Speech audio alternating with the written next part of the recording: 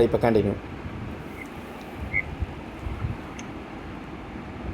It is spring 1937. Amanda nags Tom about his appearance and his smoking.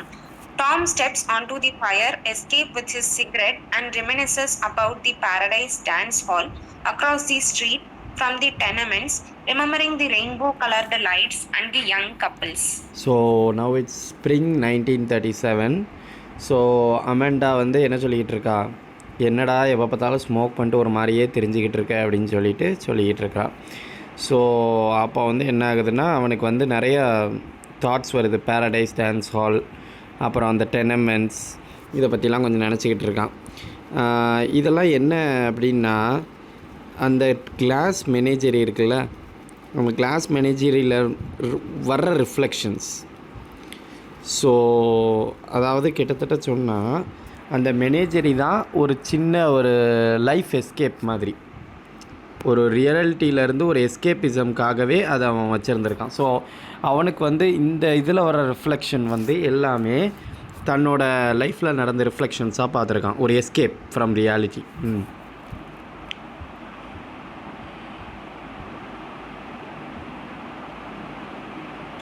Amanda joins Tom on the fire escape and they look at the moon together.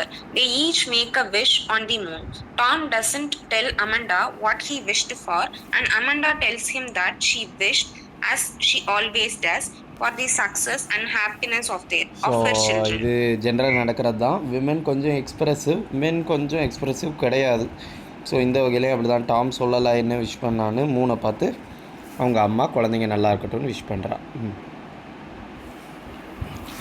Tom reveals that a gentleman caller will be coming to dinner. He has invited a colleague from the warehouse to come to the apartment. A fanfare plays and a gentleman caller with a bouquet appears on the screen. Amanda is delighted.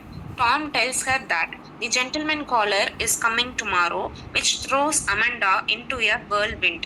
She chides Tom for not giving her enough time to prepare and immediately begins setting plans into motion. So Amanda குஷியில் இருக்கா. ஏன் யார் வரா? Gentleman collar. So அது யாருன்னு உங்களுக்கு தெரியும் இந்த கதையில். S.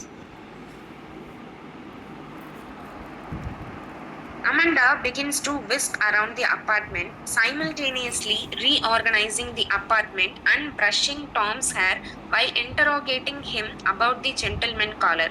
Her first concern is that the gentleman caller must not be a drinker, as she does not want Lara married to a drinker, which Tom sees as a little premature. So குடிகாரனாக மட்டும் இருக்கக்கூடாது. That's the only condition she puts in.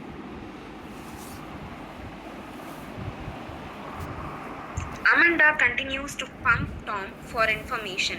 She learns that the caller's name is O'Connor and he works as a shipping clerk in the warehouse. She grills Tom about Jim's salary, his background, and his ambitions. Amanda is pleased to hear that Jim attends night school for radio engineering and public speaking. So கடைசியில் வந்து காலரோட name தெரிஞ்சிருச்சு. So his name என்னதுமா? Jim O'Connor. Jim O'Connor. Okay. அப்போ அவன் என்ன சொல்கிறான், என்ன ஒர்க் பண்ணுறான்? Shipping clerk. ஸோ டாமை பற்றி, ஜிம்மை பற்றின சேலரி சொல்லு, பேக்ரவுண்ட் சொல்லு, ஆம்பிஷன் சொல்லு, அப்படி இப்படிங்கிறான். ஆனால் ஒரு விஷயம் அவளுக்கு ரொம்ப இம்ப்ரெஸ் ஆகிட்டு. He attends the night school for radio engineering and public speaking. அப்போனா so she feels that he will achieve something in life. Okay. So that's what she's doing.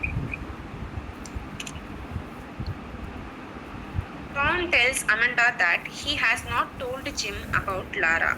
He just invited Jim over for a family dinner without any qualifications. Amanda is convinced that Jim will be smitten with Lara.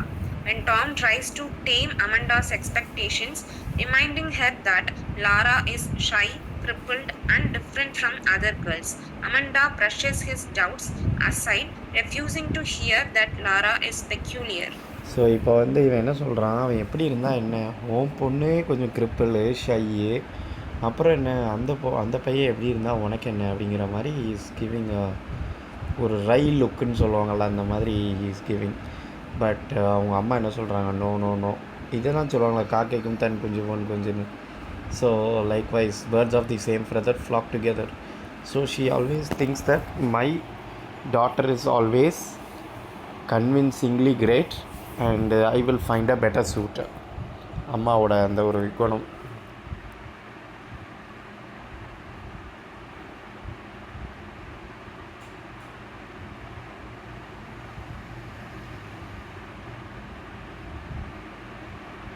Can you read ma? Hello. Sir, mic off பண்ணிட்டு read பண்ணிட்டு இருக்கேன் sir. Tom leaves for the movies and Amanda calls Laura to the front room. She points out the moon to Laura, turns her toward it and commands her to make a wish. Laura asks what she should wish for and Amanda answers happiness, good fortune. Yes, அவ்வளோதான். ஸோ ஒரு எமோஷ்னலான scene. S, நான் வாசிக்கட்டுமா, நீங்களே வாசிச்சிருவீங்களா? நான் வாசிக்கிறேன் sir. Okay, ஒன்றும் பிரச்சனை இல்லையே, ஏன்னா ஒரேடியாக நீங்கள் வாசிக்கிற மாதிரி இருக்கும். சொல்லுங்கள், வேணா இடையில நான் வாசி. Okay sir. Yes, continue. Leaning on the fire escape, Tom tells the audience about Jim. He describes Jim as the high school hero, captain of sports teams, star of key club, etc. Jim seemed to be a rising star, but 6 years later, Jim's star has stalled as he and Tom are both warehouse clerks. Tom says that he is important to Jim as someone who knew Jim in his glory days. Jim calls Tom Shakespeare and is amused by his writing rather than resentful or hostile. Tom knows that Jim and Laura knew each other but doubts that Jim remembers Laura. So யாரை ஷேக்ஸ்பியர்னு கூப்பிட்றா, இந்த மாதிரி question கேட்க chance இருக்குது. Tom Jim Thomas. Gym டாமை பார்த்தா Shakespeare ஃபீலிங்காக வருது, மொரட்டு feeling தான் வருது, குடிச்சிட்டு அலையிறான். ஸோ இப்போதைக்கு டாம் என்ன சொல்கிறாங்க அப்படின்னா, அவனோட டவுட் என்னென்னா, அவன் ஒரு பெரிய ஆள், அவன் ஒரு ஹீரோ, அது இதுன்னு இருந்தான். பட் கிளார்க்கா சேர்ந்ததுலேருந்து அவனோட டிக்னிட்டி குறைஞ்சிருச்சு. பட் இப்போ என்னென்னா, இவளை ஞாபகம் இருக்கான்னு கூட தெரியலையே அப்படின்னு வருத்தப்பட்டுக்கிட்டு இருக்கான். கரெக்டு தானே, ரொம்ப வருஷத்துக்கு முன்னாடி பார்த்துருப்பாங்க, ஒரே ஸ்கூலாக இருக்கும். In preparation for the gentleman caller, Amanda has transformed the apartment with lampshades and curtains. He dresses Laura, who is visibly nervous, in a soft, pretty dress and stuffs gay deceivers in Laura's bosom, laughing away Laura's objections with the claim that girls must be a pretty trap for men. Amanda leaves to change and sweeps back into the room in a frilly dress that she wore to a cotillion in her youth. She carries a bouquet of jonquil flowers and reminisces about when she first met Lara and Tom's father. So வயசானவங்களுக்கு குழப்பம் பார்த்தீங்களா? இப்போ தான் பொண்ணுக்கு அவங்களோட dress, அவங்க என்னென்னலாம் அதை பண்ணாங்களோ அதே அலங்காரம். ஸோ இப்போ என்ன பண்ணுறாங்க, அவங்க நர்வஸாக இருக்கிறாங்கிறத மறைக்கிறதுக்காக எல்லாம் பண்ணுவாங்கள்ல, அந்த மாதிரி கே டிசீவர்ஸ் இன் லாராஸ் பூசம், அதெல்லாம் ஒரு டைப் ஆஃப் ஃப்ளாஸ் அண்ட் இது தான். ஸோ லாராவை பொறுத்த வரைக்கும் நான் இப்படி ஒன்று இருக்குது, அதனால் எதுனாலும் ஓகே அப்படிங்கிற நிலமையில் இருப்பாள். பட் இவ அப்படி கிடையாது. நீ உன்னை விரும்பி வரணும், அதுதான் எனக்கு முக்கியம் அப்படின்னு சொல்லிட்டு பண்ணுறாங்க. அதேமாதிரி கையில் ஒரு பொக்கே ஃபுல்லாக ஜான்குவல் ஃப்ளார்ஸ். அவங்க அப்பாவை மீட் பண்ணும்போது எப்படி இருந்தாங்களோ அதே மாதிரி அவளை ரெடி பண்ணுறாங்க. When Lara learns that the caller is none other than Jim O'Connor, the boy she loved in high school, she panics, claiming that she can never sit at the table with him. Amanda lightly dismisses her fear, but the legend on the screen reads terror. ஸோ அவன் தான் தெரிஞ்ச உடனே அவளுக்கு மைண்டில் வர ஒரே விஷயம் terror. Okay, yes. Tom and Jim arrive and ring the doorbell. Lara is terrified and begs Amanda to open the door, but Amanda refuses, forcing Lara to be the one to open it. Tom and Jim can be heard talking on the landing. Lara desperately tries to buy time by winding the Victrola to play music, but eventually she reluctantly opens the door. So கடைசியில் இல்லைப்பா கதவை நீ தான் போய் திறக்கணும், அதுதான் correct அப்படின்னு சொல்லி சொல்கிறான். ஸோ லாரா வந்து எப்படியாவது இதை விட்டு தப்பிக்கலாம் அப்படின்ட்டு விக்ட்ரோலா அதாவது மியூசிக் ப்ளே பண்ணி அது இதுன்னு பண்ணலான்னு பார்க்குறா. பட் எதுவும் கிடையாது, கடைசியில் திறந்துட்டா.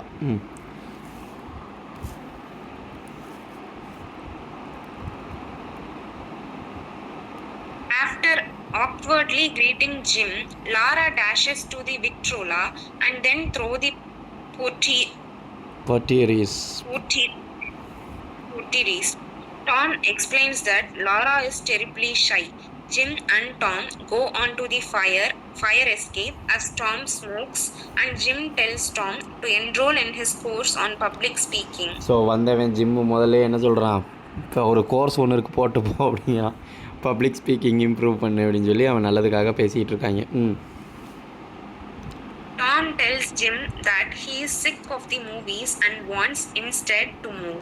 He reveals that instead of paying the light bill for the month, he paid his dues to become a member of the Union of Merchant Seamen and proclaims that he is much like his father.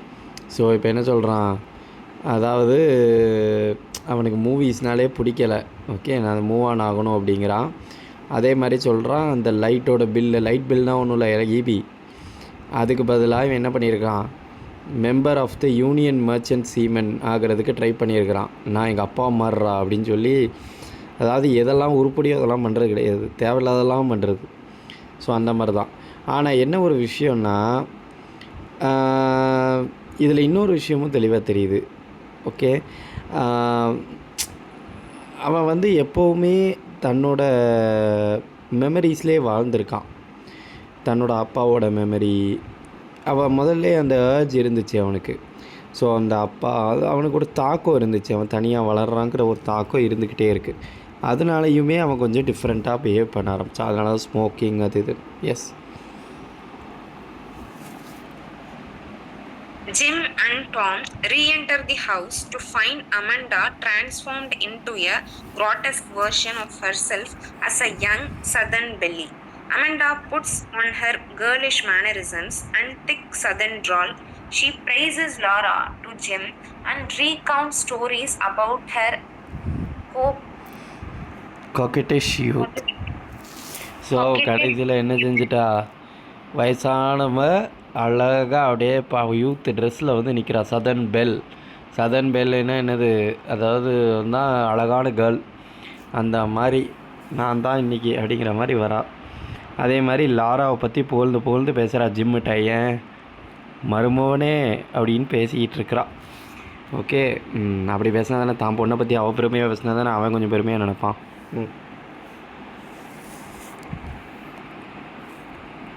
Amanda sends Tom to fetch Lara for supper, but Tom returns and announces that Lara is not well and will not come to the table. Amanda calls Lara and Lara enters, but with a clap of thunder, Lara stumbles and moans. Amanda sends Lara into the living room to lie on the sofa. Amanda asks Tom to say grace as she glances anxiously at Jim. So இப்போ என்ன ஆகுதுன்னா, லாராவை கூப்பிடுறா, Laura உடம்பு சரியில்லைங்கிறா, லாராவை போய் இவ திரும்ப கூப்பிட்றா, Laura வர்றா, அவள் தடுக்கி விழுறா, அவளை சோஃபாவில் உட்கார வைக்கிறா. இந்த காட்சிலாம் நடக்கும்போது அவள் அப்படியே ஜிம்மை பார்க்குறா. பிகாஸ் மர்மம் வேணும்னு நினைப்பாடோ ஐயோ அப்படின்ட்டு. இந்த சீனை நல்லா ரிலேட் பண்ணிக்கலாம், நம்ம ஊரில் நடக்கிறது தான். கரெக்டு தானே? மர்மம் முன்னாடி ஒரு சீன் போடணும்ல, அதுக்காக அப்படி பண்ணுவாங்க. அதே தான் இங்கேயும் நடக்குது. S. Lara is still lying on the sofa, beautiful in the dim lamplight. As dinner is finished, the lights flicker and go out. Amanda lights candles and asks Jim to check the fuse box which he does, although he knows why the lights have gone out. Amanda asks Tom if he has paid the light bill, and Tom admits he has not. Amanda accuses that assumes. Amanda assumes that he forgot, and Jim's enthusiasm helps to smooth over the tense moment. So current போயிடுச்சு, EB bill கேட்டலாம், இதுதான் scene. Okay, yes. Amanda gives Jim an antique candelabrum from a church and a bottle of dandelion wine, instructing him to go to the living room and keep Lara company. Jim speaks to Lara gently and lightly. The incident is much more fraught and anxious for her than for him.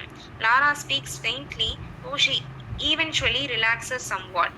So எப்படிலாம் ரூட்டை கொடுக்குறா பாருங்க ஆமாண்டா. Candle எடுத்து ஜிம்கிட்ட கொடுத்து போய் என் லாராட்ட பேசிட்டு வா. இதில் ஒரு விஷயம் என்னென்னா, Laura is a beautiful girl. The only idea is she is crippled little. So Amanda எந்த அளவுக்கு இறங்குறான்னா, போய் இது கேண்டில் எடுத்துகிட்டு போய் ஷேர் அ ரொமான்டிக் மூமெண்ட்டுங்கிற மாதிரி அனுப்பி விட்றா.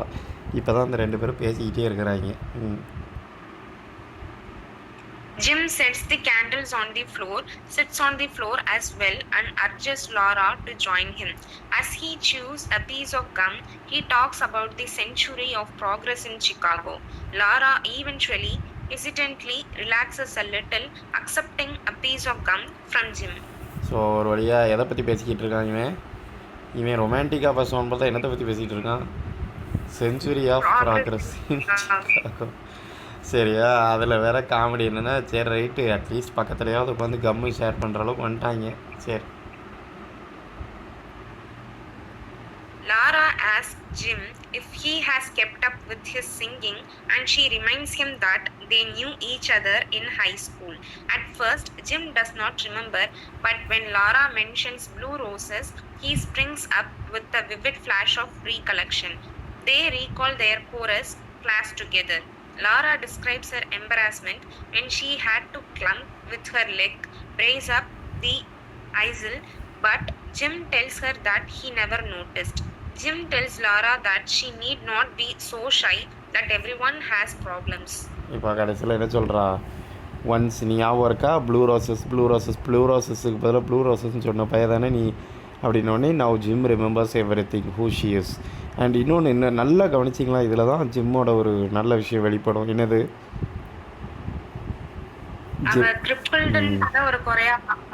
குறையால நோட்டீஸே பண்ணலை, சிம்பிள். அதாவது இதுதான் ஆக்சுவலாக ரெஸ்பெக்ட் கொடுக்குறது. என்னாச்சுன்னு ஒருத்தட்ட போய் கேட்குறத விட விஷயம் என்னென்னா, அதை கண்டுக்கிடாமல் அப்படியே மூவ் ஆன் ஆகி போய்கிட்டே இருக்கிறது தான் best. So that they won't feel offended as well as encouraged. So இவன் என்ன சொல்கிறான், கிரிப்பிள்டா அப்படிலாம் ஒன்றும் தெரியல, நீ சொன்னதுக்கப்புறம் தான் தெரியுது. ஸோ இந்த மொமெண்ட்டில் he is good. Yes. Lara and Jim leaf through the high school yearbook, The Torch. Lara admits that she had wanted Jim to sign her copy of the program from the light opera he starred in, which he does now. She works up the nerve to ask about the girl to whom he was supposedly engaged, but Jim says that they were never engaged and that he does not see her anymore. So லாராவும் ஜிம்மும் கடைசியில் வந்து அந்த year book பேர் என்னம்மா, அந்த year book பேர் torch. இந்த மாதிரி கொஷின்ஸ் தான் கேட்க வாய்ப்பு இருக்குது, இந்த டார்ச். அண்ட் இன்னொரு விஷயம் என்னென்னா, அதுக்கு பேர் ஸ்லாம் புக்குன்னு சொல்லுவோம் நம்ம ஊரில், அப்படி தானே? ஸ்லாம் புக் எழுதி கொடுப்போம்ல. அப்போ லாரா என்ன சொல்கிறா, நீயும் ஒரு காப்பி சைன் பண்ணுவேன்னு நினச்சேன் அந்த லைட் ஓப்பேரா நடக்கும்போது, அதை இப்போ சைன் பண்ணுறான். ஓகே. ஸோ நீ வந்து ஒருத்தர் லவ் பண்ணிகிட்டு இருந்தியே அப்படிங்கிறான். இல்லை அவளை இப்போ நான் லவ் பண்ணலை அப்படிங்கிறான். உடனே பிள்ளைக்கு ரொம்ப குஷியாயிரும். Jim asks Lara what she has done since high school, and she starts to explain that her glass collection takes up much of her time. Jim launches into a long speech about inferiority complexes. He tells Lara that she lacks confidence and that all she needs to overcome her shyness is to think of herself as superior. He announces his goal of becoming a television producer. So அவனோட aim என்னம்மா? Television producer. So ஏற்கனவே அவன் school டைமில் ஒப்பேராலாம் conduct பண்ணியிருக்கான். So அவனுக்கு already அந்த இது இருக்குது. அண்ட் அதே மாதிரி என்ன சொல்கிறான், இந்த கான்ஃபிடென்ஸ் வச்சுக்கோ, ரொம்ப லோவாக ஃபீல் பண்ணாத அப்படி இப்படின்னு அவன் அதை பற்றி சொல்கிறான்னு என்ன அர்த்தம், அவள்கிட்ட அது இருக்குது, அதனால தான் அவன் ரொம்ப அட்வைஸ் பண்ணிக்கிட்டு இருக்கான். S.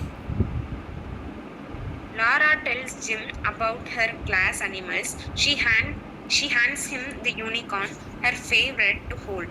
He says lightly that since unicorns are extinct in the modern world, he must be lonesome. Jim puts the unicorn on the table as Lara dares him to do, away from the rest of the collection. So கடைசியில் அந்த அவளோட favourite என்னதுமா, unicorn. So அதை கையில் கொடுத்து ஒழுங்காக வச்சுக்கப்பா, பத்திரமா வை அப்படின்னு சொல்லிக்கிட்டு இருக்கான். Jim and Lara hear waltz music from the Paradise Dance Hall. Despite Lara's protest, Jim leads her in a clumsy waltz around the room. They suddenly bump into the table and the unicorn falls. Its horn is broken off. Lara appears to be unfazed, saying that now it's become like all the other horses.